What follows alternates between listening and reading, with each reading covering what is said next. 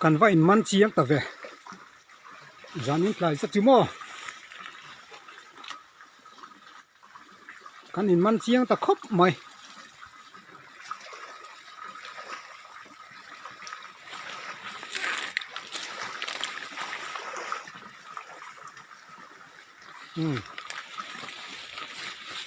khang ei khani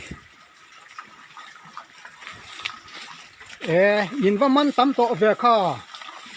in va thiam ve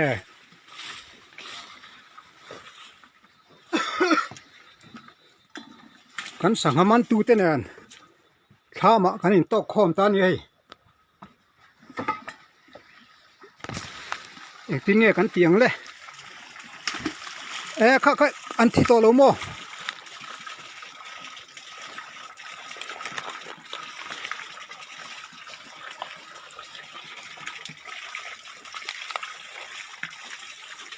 in voi ang za ti na nge khong ai takin mi su ru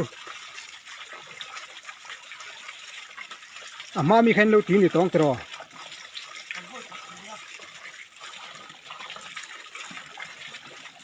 kha tu chin khan ni ri ro se pu mal so ma khor him khuwa a tui khuwa sanga west lungdar khuwa thian howin an lo man ruk sak ani hi anin man lai thla lak viewin lo la a ai man chiang khop mai hemi mis khuana sanga dil man ka hriat ka mu le che hian ram lian ate kha ka ril ruwa lo langa ram lian ate thian ho kha an ni le mai ngam ti kha ngai to na thui tak aron lang aron oma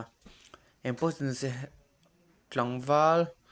heti za do limis sanga dil an man ruk sakichu azia lo khop mai